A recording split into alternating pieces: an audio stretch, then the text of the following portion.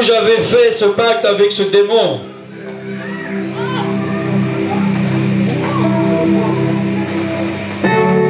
il avait un droit sur moi. Moi, je ne connaissais pas les lois spirituelles.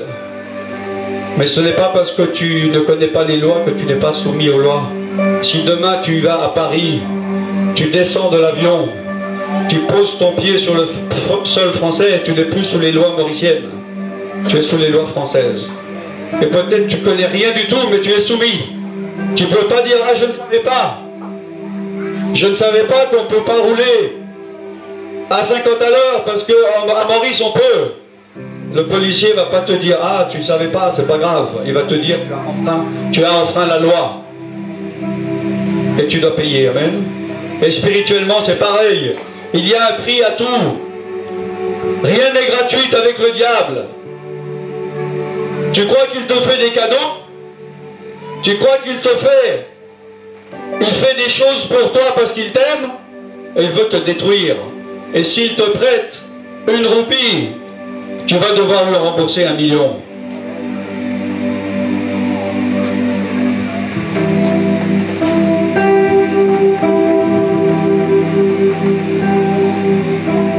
Donc ce démon qui m'avait donné ce pouvoir est venu me posséder. Il est rentré en moi. Il a pris possession de mon esprit. Il a pris possession de mon âme. Il a pris possession de mon corps. Et à ce moment-là, j'ai vu la puissance qu'il avait. Et j'ai vu les intentions qu'il avait. Il y a des voleurs, ils viennent, ou il y a des brigands, on voit tout de suite que ce sont des brigands, mais il y en a qui se déguisent. Il y en a qui se déguisent. Et qui sont charmeurs, et qui vont parler. Mais leur but est de te dérober. Les démons, c'est comme ça, ils ne vont jamais montrer leur vrai visage.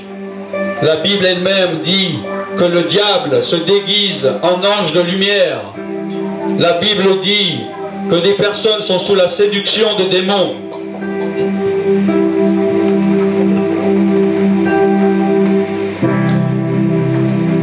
Il est venu, il avait droit de venir, et c'était trop tard.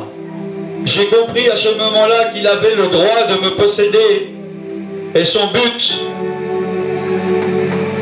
était de me tuer. Je lui avais donné le droit. Et là, je ne pouvais plus revenir en arrière. Car les lois spirituelles sont les lois spirituelles. On ne peut pas les changer. C'est comme les lois naturelles sont les lois naturelles. La loi de la pesanteur, c'est la loi de la pesanteur. Regarde. Il doit tomber. C'est plus lourd que l'air. C'est une loi naturelle. Avant que les hommes ne connaissent le principe, avant qu'ils sachent que la loi de la gravité existait, le papier est tombé quand même. Spirituellement, c'est pareil, il y a des lois. Il faut que tu comprennes les lois de Dieu. Mon peuple périt par manque de connaissances. Quelqu'un peut me redonner le papier parce que j'en ai besoin en fait. Merci. Amen.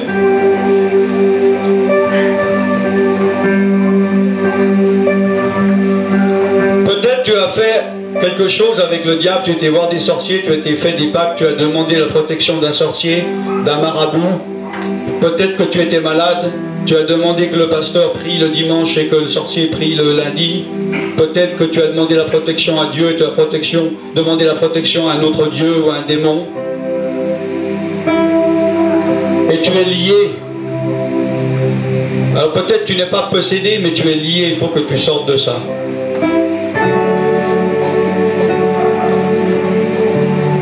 Et je savais que ce démon avait le droit sur mon corps et qu'il allait me tuer ce jour-là. Et je savais qu'il n'avait pas de pitié, qu'il allait me jeter, soit devant un camion, me jeter à bas d'un pont. Et il en avait le droit. Et j'ai compris que ce jour était mon dernier jour. Alors je lui ai dit, je n'en peux plus, car j'étais tourmenté. Si tu n'as pas été possédé, tu ne sais pas ce que c'est qu'être tourmenté par un démon. Si tu savais les tourments qui attendent ceux qui résistent à la grâce, qui résistent à Jésus, qui résistent au sang de Jésus, tu te mettrais immédiatement en ordre. Si tu voyais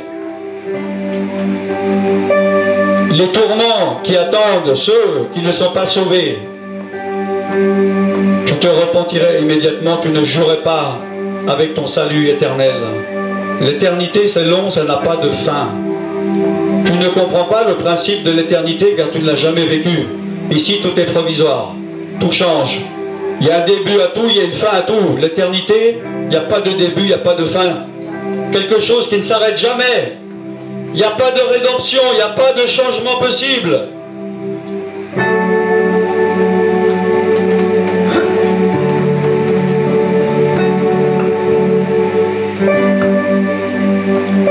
Donc j'ai dit à ce démon, je t'en supplie, laisse-moi tranquille, sors de moi. Je sais que je vais mourir aujourd'hui, et ça j'accepte, c'est le jour de ma mort. Mais je vais m'occuper de moi-même. Mais je te jure, ce soir avant minuit, je suis mort. Il est parti, car il savait que je n'allais pas changer d'avis. Sinon, je me mettais encore plus de tourments.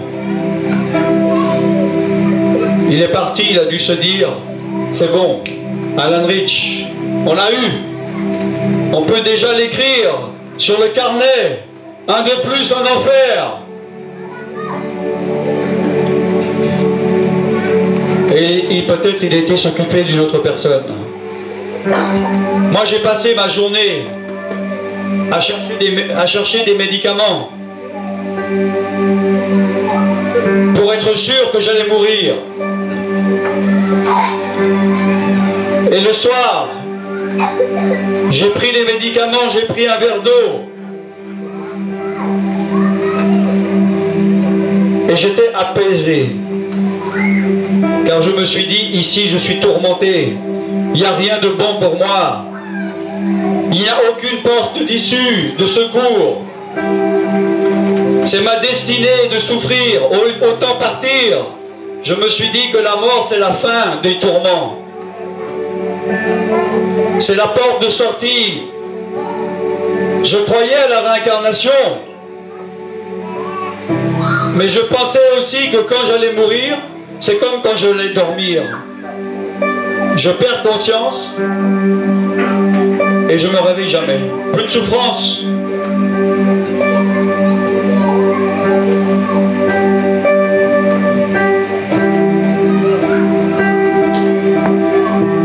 Je me suis dit ça allait être une libération, j'ai pris les médicaments et j'étais en paix. Et je me suis endormi. Et je pensais que ça allait être fini.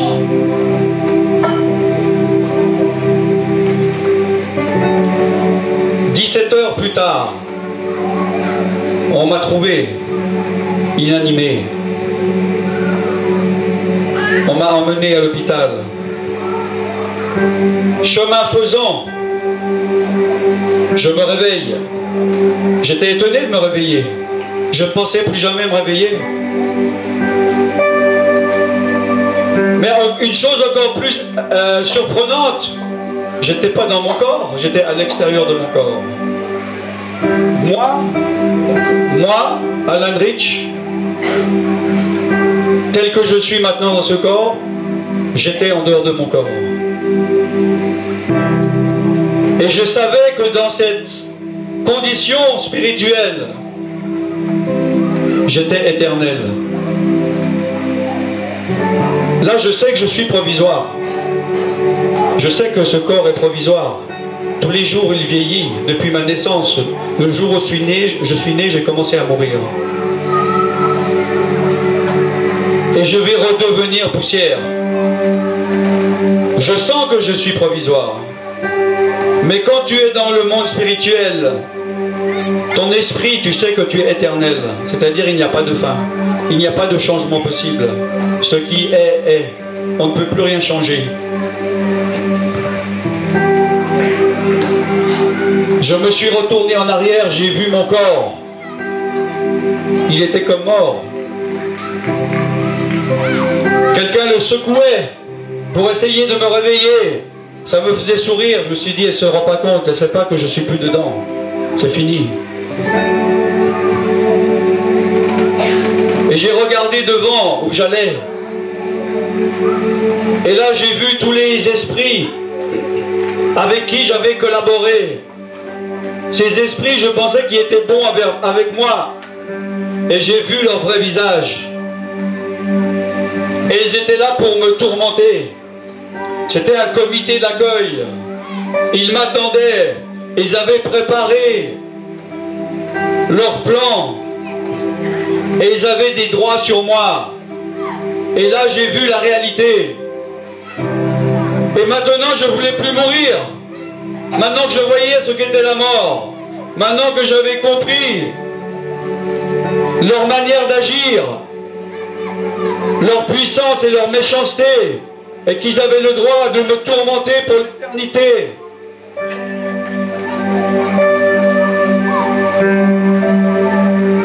Mets-toi en ordre devant Dieu avant de mourir, car après c'est trop tard. La Bible dit, on ne vit qu'une fois, après quoi vient le jugement. Mets-toi en ordre avec Dieu. Lave tes péchés dans le sang de Jésus avant que tu meures. Et si tu te dis oui, c'est une bonne idée, je vais le faire avant de mourir, ça veut dire fais-le maintenant, car tu ne sais pas quand tu vas mourir. Moi j'ai une responsabilité pour t'avertir. Je ne veux pas me retrouver devant le jugement dernier, que Jésus me montre quelqu'un et dit, tu connais cette personne? Non, j'ai jamais vu. Ah bon? Elle était à l'île Maurice ce soir-là et tu ne l'as pas averti. Tu ne lui as pas donné la chance d'être sauvée. Elle va passer son éternité en enfer. C'est pour ça que je te dis, je te mets en garde. Si tu n'as pas Jésus, tu n'as pas la vie éternelle. Si ton nom n'est pas inscrit dans le livre de la vie, tu vas passer ton éternité dans le lac de feu, tourmenté par des démons. Mais tu peux changer cette destinée. Si tu confesses tes péchés, tu demandes pardon à Jésus-Christ. Tu te détournes de tes péchés et tu fais de Jésus ton Sauveur et Seigneur. Et tu le confesses ce soir. Et tu changes ta destinée. Et tu passeras ton éternité au paradis. Le choix est entre tes mains. Cela ne dépend pas du diable. Cela ne dépend plus de Dieu. Ça ne dépend pas d'un pasteur ou de moi. Ça dépend de toi. La vie et la mort est devant toi. La bénédiction et la malédiction est devant toi. Choisis la vie et vis.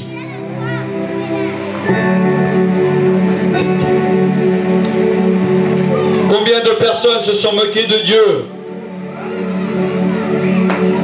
On dit je vais repousser, je vais prendre ma décision demain, après-demain, quand je serai vieux.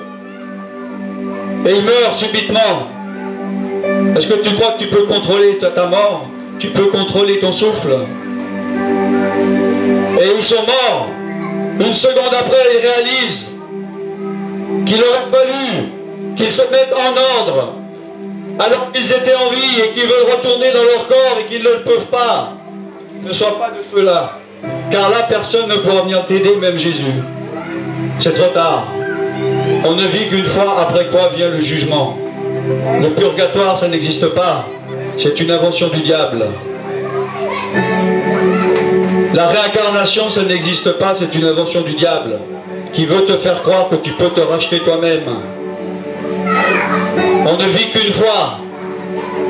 Après quoi vient le jugement. Ce n'est pas par les bonnes œuvres, comme le Coran le dit.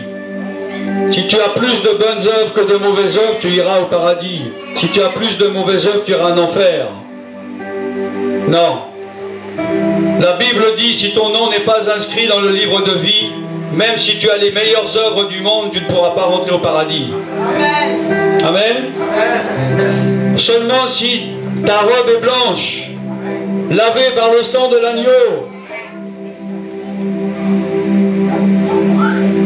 et que tu as confessé Jésus-Christ comme Sauveur et Seigneur, que tu es passé par la croix, tu pourras accéder au paradis. Ce soir, tu peux le faire.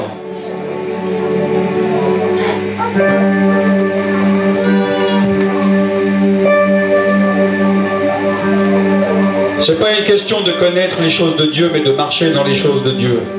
Tu peux te dire, oui, je connais tout ça, donc je suis sauvé. Non. Ce n'est pas de connaître.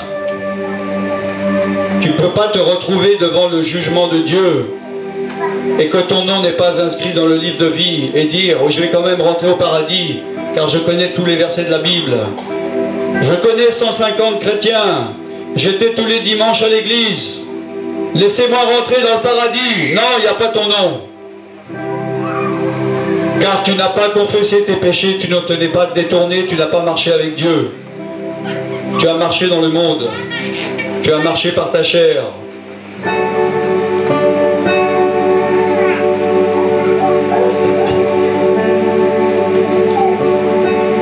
Par la grâce de Dieu.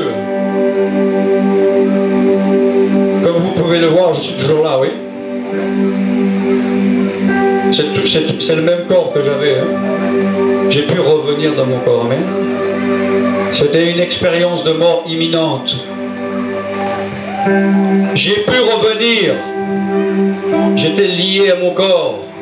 Comme la jeune fille, Jésus a dit, elle n'est pas morte, tout le monde a ri.